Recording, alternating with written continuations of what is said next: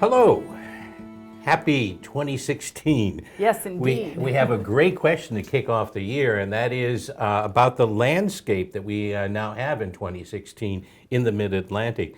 And one of the expressions that Arvold always has here in their offices is that they're raising the bar.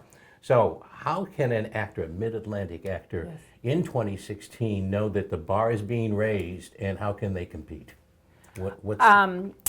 I think looking backwards at 2015 first, I think the Mid-Atlantic actor, meaning, Virginia, DC, Baltimore area, has done an unbelievable job. I'm so proud of all of you. I'm so proud to be in the community here. And people are taking their craft so much more seriously than when I first arrived, and seemingly to me, and are booking roles on amazing shows that the film offices have brought to this area. And now there's this great opportunity with the Southeast region excelling and expanding so quickly to raise the bar even more and expand even more into other landscapes of work.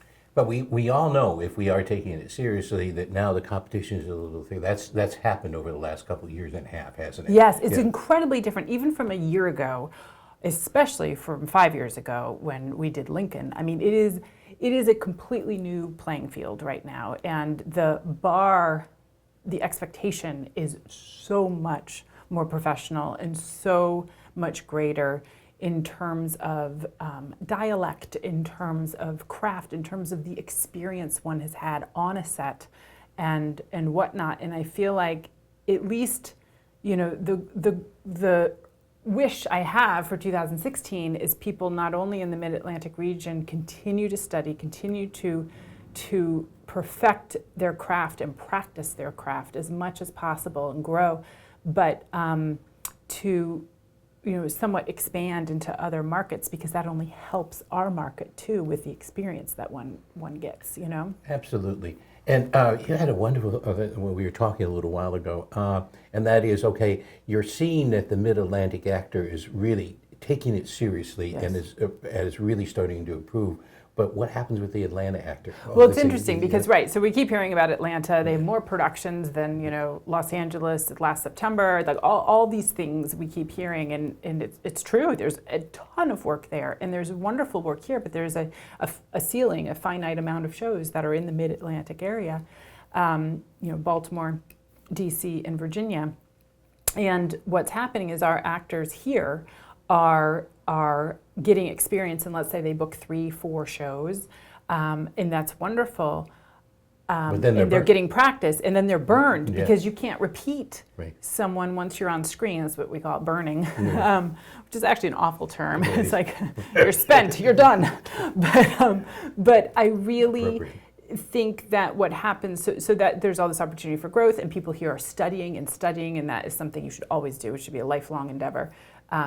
Studying one's craft and learning about the genre and the style of the, yes, shows. That is equally as important as performance. So there's that business side that's mandatory that many people in Mid-Atlantic are doing and know how to do, and it's very smart. But Atlanta, it used to be that, the actors had as much experience, say, the Southeast actors, as how many shows we have now, right? So they were kind of equivalent, but they're not stationary. It's like we're growing and we're not zipping over to this equivalent. They have had so many productions that they can practice constantly, right, on the set. The best actors there continue to study as well.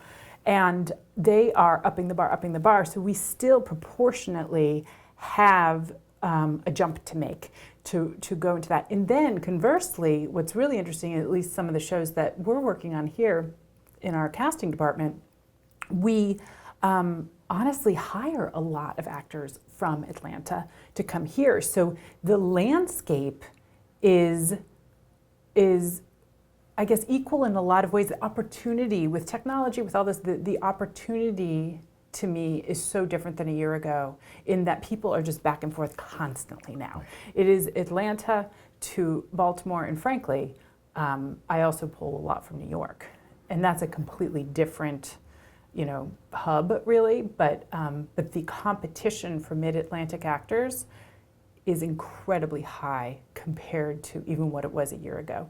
To get even co-star roles on a television series or a speaking role for an independent film, because everyone is it's the same pool. We're all becoming one pool. It used to be very separate pools, the Southeast, Mid-Atlantic, New York, and I feel especially the Southeast and Mid-Atlantic are literally,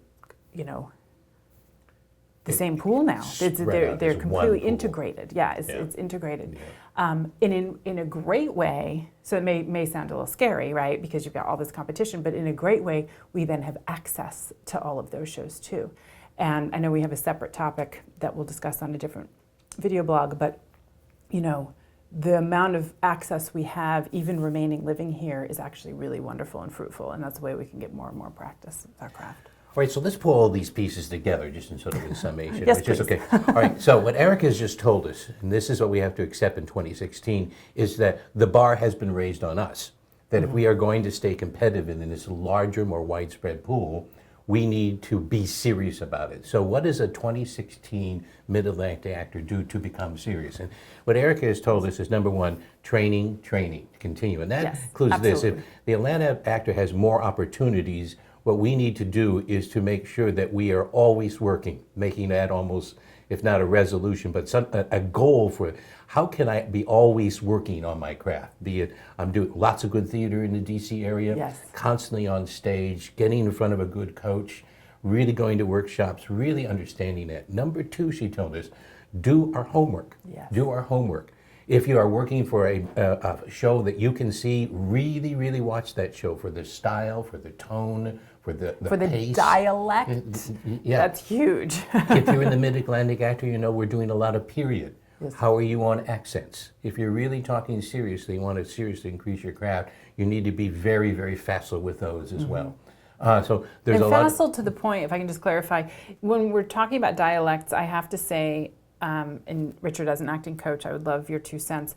A lot of times I'll have the feedback, the dialect is driving the scene, and I want the character to drive the scene, and the dialect to just be innate and a part of it. And I feel like that is the hump to get over, because some people, they can absolutely do dialects, they did it in a show, this and that, but what happens is the dialect ends up driving the scene, and that's a very specific reason of why an Atlanta or New York actor would get booked on a show that requires a dialect over a local Mid-Atlantic, or regional Mid-Atlantic actor. Well, that's I think a topic for a whole new, different we'll blog, do it separate. But it's a really, really good one to do. So take it seriously. If you're really serious about that, that does mean that you really are sitting down and have an agenda every single week to make yourself, challenge yourself to become a better performer. I think absolutely. Hope that helps. Good question. Subscribe.